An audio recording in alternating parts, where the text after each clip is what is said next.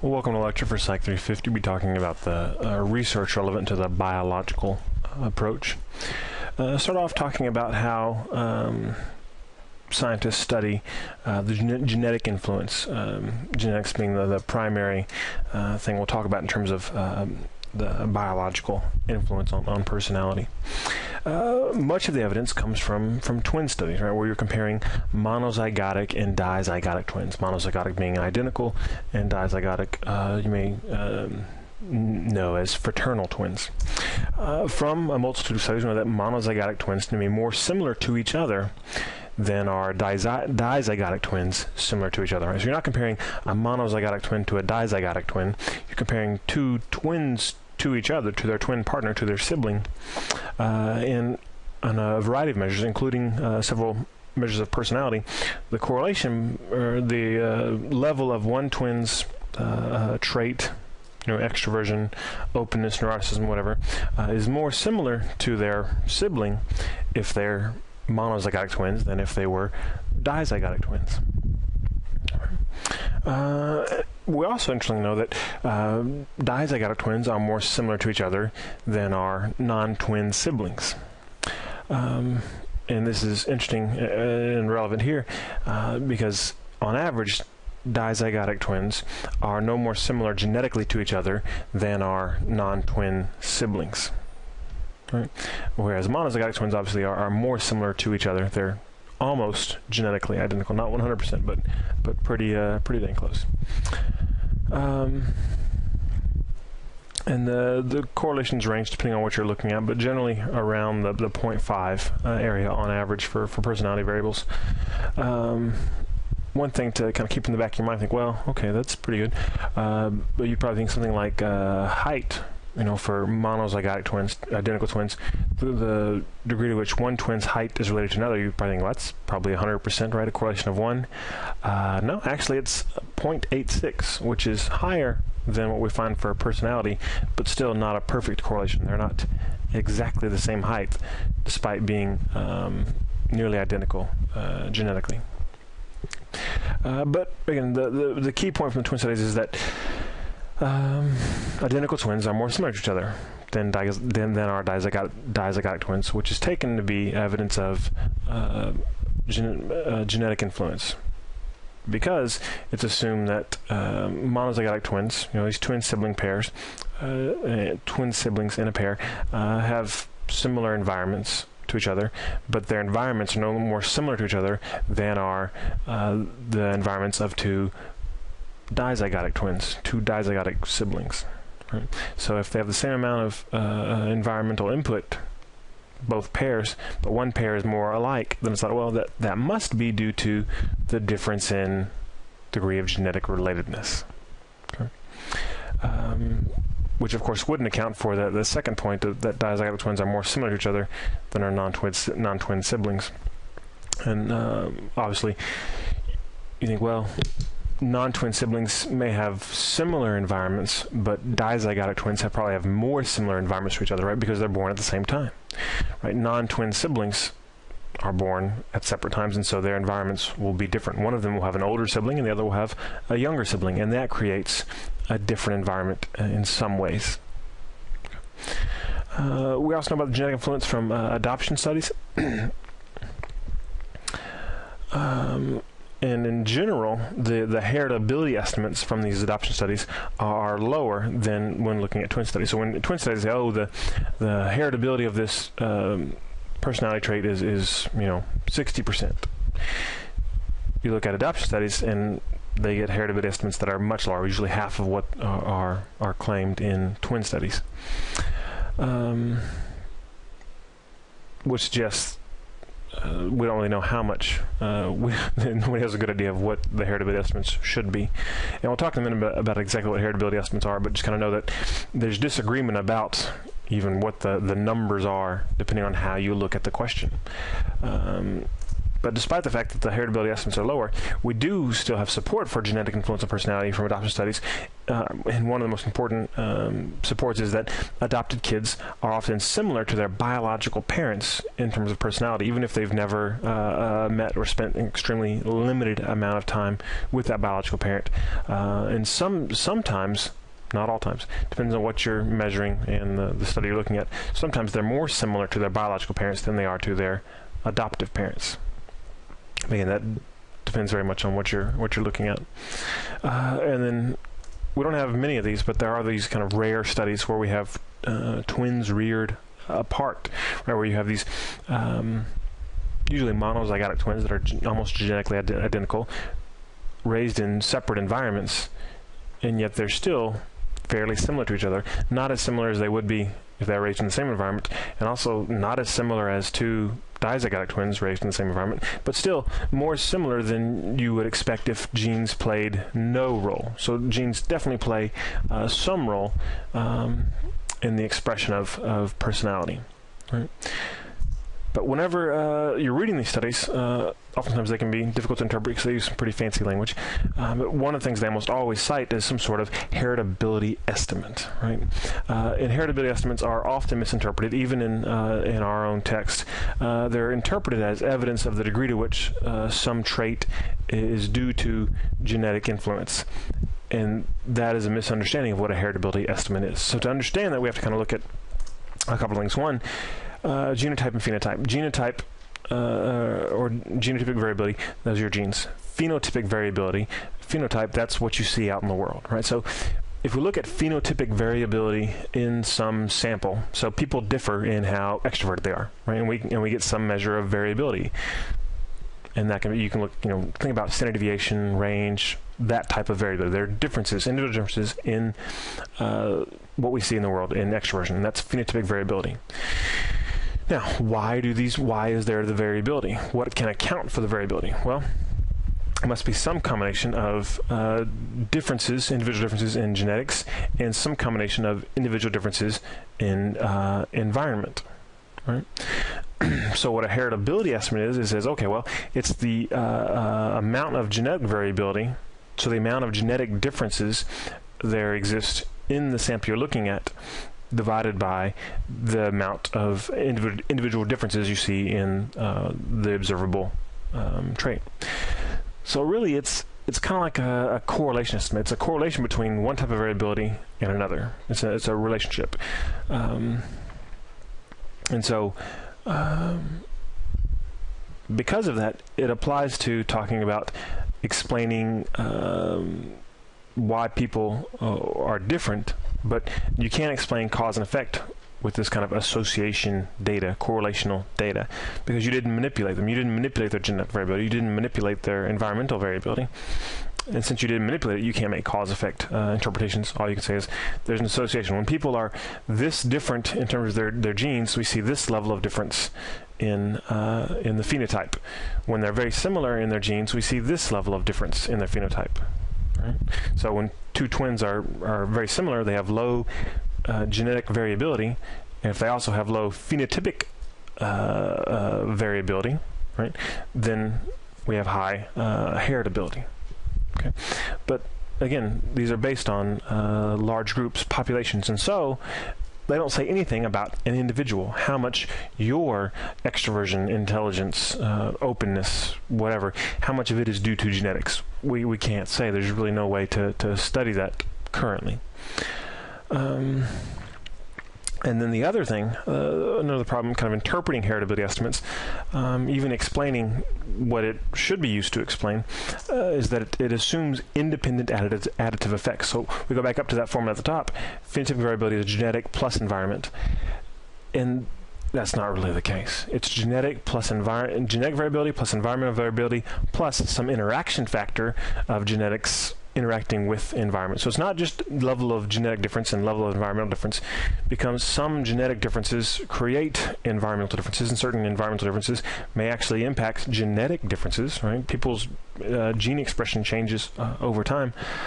So it's not simple genes plus environment equals phenotypic variability. But the heritability estimates can't mathematically take that into account, and usually they plug in some constant to estimate it, but cannot accurately do so. So the overall point is, don't get carried away when you look at heritability estimate. Oh, something's highly heritable. It must be this. So this thing is due to genes. Not necessarily. Just kind of heritability quantifies how much of the total phenotypic variation in a population is attributable to variation among individual genotypes compared to the variation in the environment, right? So that means that if we increase the environmental variability in a sample studied, right? So if we look at a more diverse population, we would get a lower heritability estimate, regardless of the role that genes played in influencing that trait. Right? The more different people we look at, by nature of the math, the heritability estimate is going to be lower. And if we look at more similar people, so if we look at just one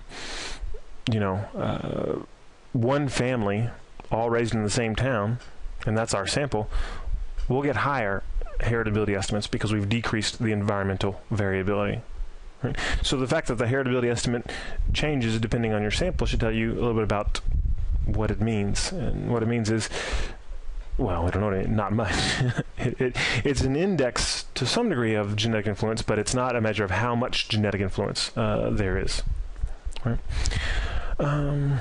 Okay, so not surprisingly, there are some challenges to the conclusions drawn from genetic studies. And one of the main ones is challenging the equal environment assumption.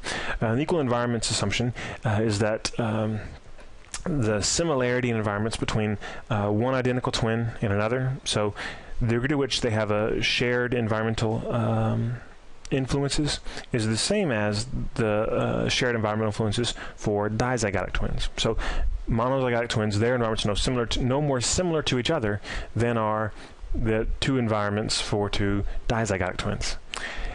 And that may not be a tenable assumption, because monozygotic twins may be treated more similarly than our dizygotic twins. And there's some evidence of that. They're more frequently dressed similarly, have more similar sounding names, will do more things together. So they may have more similar environments. And if they do have more similar environments, if there's not an equal degree of environmental similarity across these two types of twins, then higher correlations for monozygotic twins than in dizygotic twins may not be just due to greater genetic similarity. It may be due to greater environmental similarity. Right? So that's a significant challenge to interpreting those data. And I don't think anybody would argue, well, the difference in correlations for monozygotic and dizygotic twins, those can be entirely explained by level of similarity of environment. I don't think anybody would argue that, but they would argue about the magnitude of the influence of genetics that people conclude from these differences. Because okay, the correlation is this different, but some of that difference is due to a difference in similarity of environment. How much? We don't know. But just kind of caution you to when you start seeing people put numbers on, okay, this much of your trait is due to genes. Anybody that says that is usually probably misinterpreting the data. Another problem is determining the degree of genetic relatedness, and a couple things about this. One, as your book talks about, in a lot of the studies that we rely on, when people are classified as either dizygotic or monozygotic, it's based on self-report or parent report. But sometimes they're wrong. Sometimes parents may think that they have identical twins because they look very much alike. But then if they never had genetic testing done, if they didn't have their prenatal care didn't include scans that determined whether or not they were monozygotic twins, then they may not really be identical twins. The other thing is, when they come up with these heritability estimates, they look at degree of genetic relatedness, and they assume for monozygotic twins they're 100% related, and for dizygotic twins they're 50% related. And again, the 100%, not exactly, but it's close enough that I won't argue with that one. But the 50%, that is on average, right? Monozygotic twins, all dizygotic twins do not share exactly 50% of their genetics. Right? it's a range. On average, if you get a whole bunch of dizygotic twins, thousands and thousands of them, and you look at the degree of genetic relatedness, on average it'll be 50%, but it varies significantly, just as do all siblings. And that's why some dizygotic twins will look more alike than others. Some will be the same sex, and some will be the opposite sex. We'll clearly see we have some pretty significant genetic differences in terms of XX or XY, right? So some of the again, going back to the heritability estimates, some of the math is based on assumptions that aren't really supported by what we know about genetics. And then the other thing, just kind of keep in mind when reading about adoption studies, regardless of what they're used to, either to support a genetic influence or to contradict a genetic influence, is that adoption leads to a different environment than other family situations, and it's unique in several ways. The families that adopt kids, on average, and this is a generalization, but on average, are wealthier, more stable financially and emotionally than the typical family, right? Because there's frequently a rigorous screening process in order to adopt, especially if you're adopting a child that's not biologically related to you in any way. It's not your grandchild or your niece or nephew or anything like that. So those families are different, and so you have to kind of keep that in the back of your mind when trying to make sense of data that comes out of those adoption studies. Okay. So evidence for genetic influence, it's strong, but not unequivocal, and is frequently overinterpreted. Moving on now to extraversion-introversion, which will immediately come right back to heritability. And again, like I say, people tend to overinterpret things. So the text makes the argument here that whether or not you can make someone more or less extroverted or introverted depends on if it's genetically influenced or not. Now, this is a gross oversimplification of the interplay between genetics and environment. Height is most certainly influenced by genetics. But if we can change how tall you're going to be, how tall your child is, well, that depends if it's genetic or not. Okay, so it's genetic, so you can't change how tall your kid's going to be. Not true, right? We know that big scale stuff, people in certain countries are getting taller from generation to generation, right? And it's not because their genes are mutating for taller genes. We can identify it's because their diets are improving, right? If you want your kid to be short, don't give them any milk. Right? If you want them to be tall, give them lots of milk and protein, right? Diet interacts with genes to give rise to height. Same thing for any measure of personality. It does change in response to environmental influences. Now, granted, the degree to which genetics influence a trait will influence the degree to which that trait is amenable to change. But again, this is all about degrees. It's not yes, it can change, no, it can't. Yes, it's genetics, no, it's not. It's degree of genetic influence and degree that it's amenable to change. Right? Because even if a trait were 100% influenced by genes, it could still change in response to environmental inputs. Why do I say that? Because which genes are active, right? Which genes are producing proteins, changes in response to environmental inputs. Genes aren't this blueprint you're born with and these are your genes. They're biological. They're organic. So they change in response to environmental inputs to some degree. But for extraversion-introversion, monozygotic twins are more similar than dizygotic twins. Right? In general, there are higher heritability estimates for extraversion-introversion than for other personality traits. But again, take that with a grain of salt, because heritability estimates don't mean what most people think they mean. In terms of evidence related to the relationship between extroversion, introversion, and preferred arousal level, there is support for the supposition that introverts prefer less arousal, less stimulation in the environment, and extroverts prefer more stimulation. which just for me, I've seen with this, and it's interesting because I consider myself generally an introvert, and in some ways I do prefer very low levels of arousal. I watch TV frequently with the volume turned down and the captions turned on, which annoys some people. But then they talked about, where do you sit in the library to study? And I always chose the big table out in the middle because I couldn't concentrate. I'd fall asleep if I went into one of those little rooms or one of those little cubicle things. So for me, this kind of reminds me, okay, yes, I do see where I fall on this spectrum, but when you're looking at any individual behavior, say, okay, what is this person going to do, and what do I know about the personality? Well, just because you know something about the personality doesn't mean you can predict with great accuracy what they're going to do in a particular situation, because every behavior is determined by more than one trait. And in addition to being influenced by traits, it's also influenced by other environmental inputs and recent experiences, right? Learning. But in general, there is support on average for this relationship between preferred arousal level and extroversion-introversion. Last thing about extroversion-introversion, happiness. Extroverts in general report greater happiness and well-being, which is thought to be generally due to greater social contact and also greater seeking out of happy-producing experiences. Right? They're high in sensation-seeking, so they'll go do stuff to feel good, whereas an introvert who isn't feeling that great, less likely to go out and do something about it. But interesting, it's also, in terms of mood differences, one thing that I don't think they mention in your text, but it's in one of the studies they cite. Extroverts also tend to experience greater mood variability, right? So greater happiness, but they also have more changes in their mood. Introverts tend to have more stability. Again, probably related to that sensation seeking. If introverts don't go out seeking more inputs, then the mood is probably going to be more stable. So if you're introverted and fairly happy, you're probably going to stay that way. If you're introverted and fairly sad, you're probably also going to stay that way.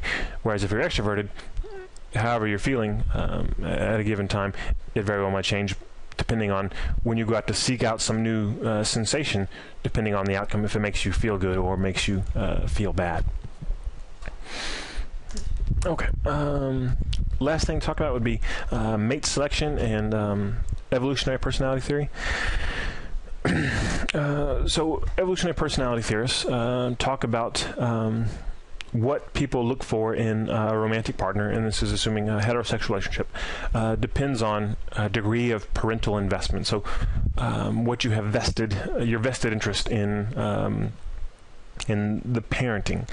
And the book seems to contradict itself at one point. I want to kind of clarify, because at one point they say, as members of a species, we are concerned about reproducing and passing our genes along to the next generation. Right? So it makes it sound like we're concerned about passing our genes along. Oh, geez, I better pass my genes along. Got to do that, otherwise the species won't survive. But then, 2 sentences later, it says, this analysis does not suppose that we actively consider reproduction success when we select among potential dating partners, but that certain mate selection preferences have been passed down to us through evolutionary process. Okay, so the second part of that is more accurate, more akin to what the evolutionary personality theorists believe. They don't believe that we go out looking to pass on our genes. Right? Men don't go out and say, "Oh, she looks young and fertile.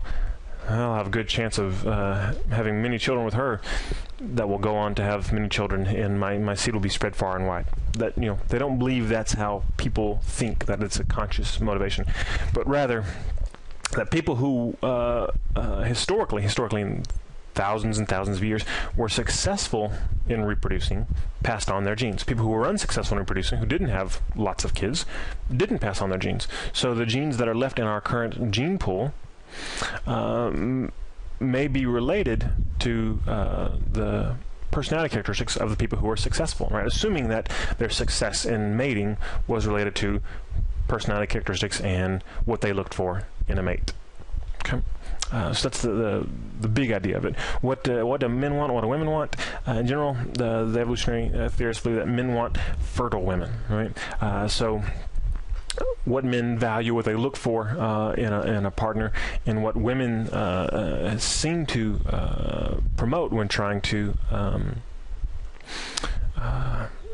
connect with a mate would be physical attractiveness, not because of any kind of abstract value on an aesthetic, but because physical attractiveness thought to be an indication of health and fertility, right?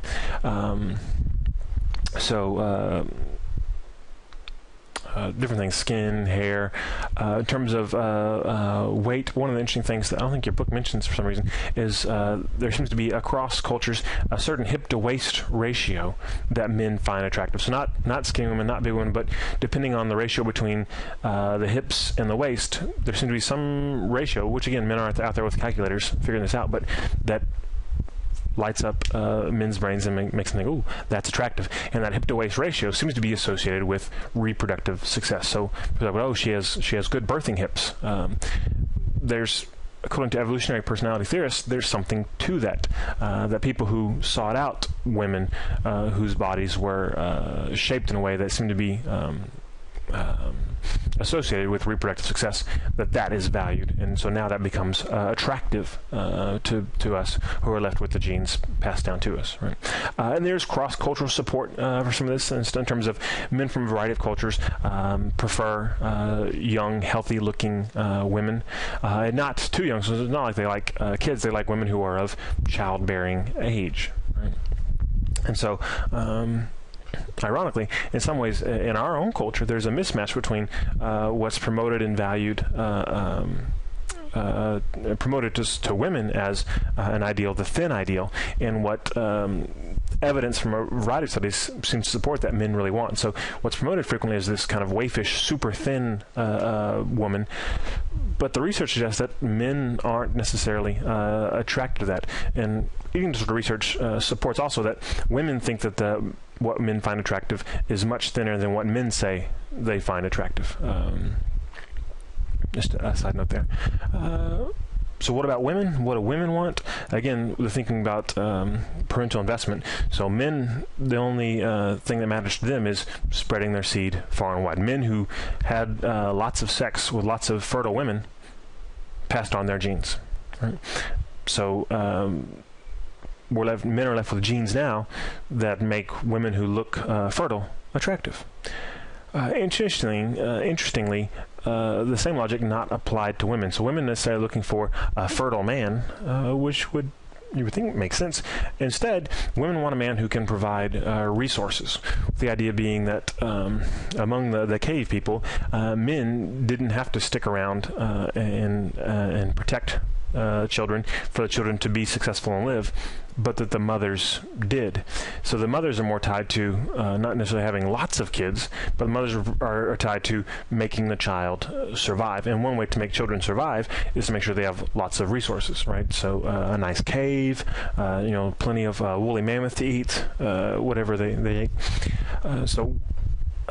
Currently, it's found that women tend to rate a man's ability to provide, to earn a living, his motivation to succeed, ambition, his power and status as attractive, but only if he's willing to share and provide for the family. So really dominant men, that alpha male who has lots of stuff, attractive, but only if it's perceived that he would be generous and share it with the woman and her offspring. Otherwise, it's of no use to her in an evolutionary sense. Okay, and again, cross-cultural support for this too, where women from a variety of cultures tend to rate as attractive men who are able to provide, who have stable employment, who are reliable and dependable. But, as we've talked about before, there are certain limitations to the evolutionary personality theory, the first of which we've talked about at length, falsifiability, right? You can't really falsify this, and if things were different, we could still probably explain it using this theory, which makes it not a falsifiable theory in some ways. And the other thing is that it's not consistently supported. So certain things we notice, we say, okay, yeah, this makes sense given evolutionary theory. But then other things, okay, if the theory is true, then we should see this. and it doesn't always find support. And that does seem to be a tendency, if you read the literature here, is that things that are supported are things that people have already kind of observed. Okay, the people are this way. That makes sense from an evolutionary point of view. So it's going from data back up to the theory, which is backwards as far as science is concerned.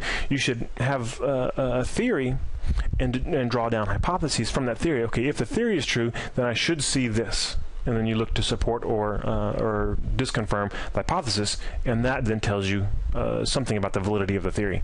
And that doesn't seem to happen very often. And when it does, the theory is not often supported. So it's of limited utility other than makes good fodder for morning talk shows. Okay, so summing up all this stuff, biology definitely plays a significant role in our behavior and in the consistency of our behavior, which is our personality, right? But I would argue that what tends to happen is people get caught up in the question of the degree of influence. How much is biology, how much is environment? But I would argue that that's not that important because, again, I don't think that the degree of influence tells us much about the degree to which a trait or behavior can be changed. And that's an assumption some people hold. So, well, if it's genetic, then there's nothing you can do about it, right? And that just doesn't seem to be true.